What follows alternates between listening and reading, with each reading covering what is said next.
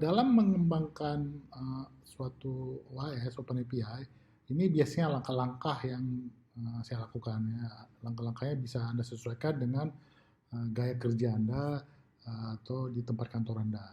Jadi kalau di saya biasanya pertama kali saya mulai dengan mendeskripsikan secara sederhana fitur-fiturnya. Jadi dari API ini saya narasikan, deskripsikan apa-apa saja sih yang semestinya ada dalam API tersebut.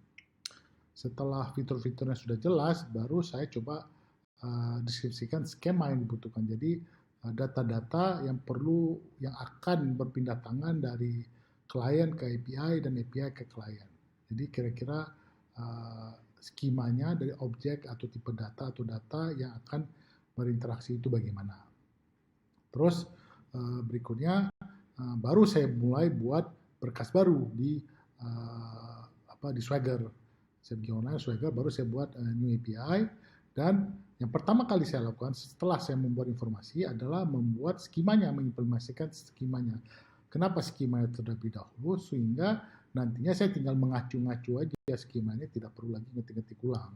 Jadi ada mekanisme di Open API untuk mengacu suatu skema atau suatu bagian dari standar yang telah kita buat. Jadi kita tidak perlu mengetik ulang. Jadi ada fitur reuse ya, reuse. Jadi Open API kita standar kita bisa jadi lebih modular gitu kan.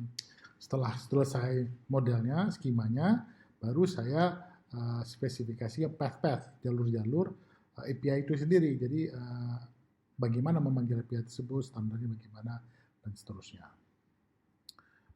Untuk sesi ini, saya mengambil contoh kasus berikut.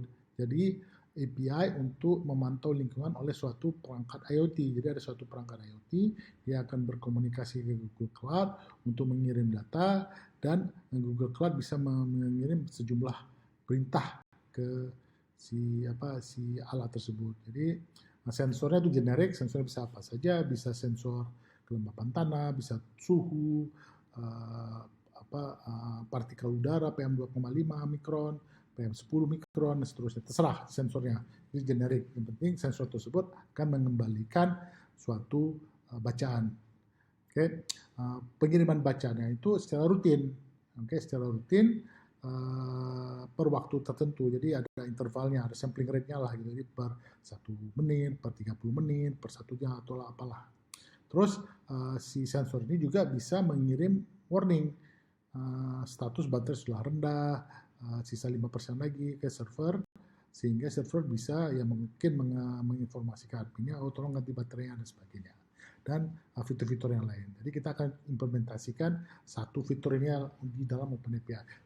Selebihnya akan mirip-mirip dan saya harapkan Anda bisa mengembangkannya sendiri.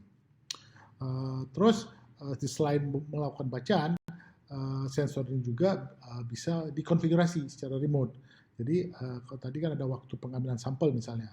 Jadi kita bisa atur waktu pengambilan sampel tersebut.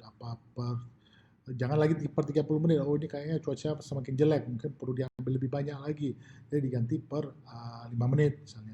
Oh ini udah bagus cuacanya, jadi bisa diperpanjang per 30 menit dan seterusnya. Atau kita kurang yakin nih status baterai, mungkin baterai sudah soak, jadi kita minta status kondisi baterai sekarang bagaimana dan seterusnya. Di samping itu juga ada aktuator di sini simple saja, lampu LED. Jadi kalau di ping atau ada speaker, jika di ping maka LED berkedip-kedip atau akan ada suara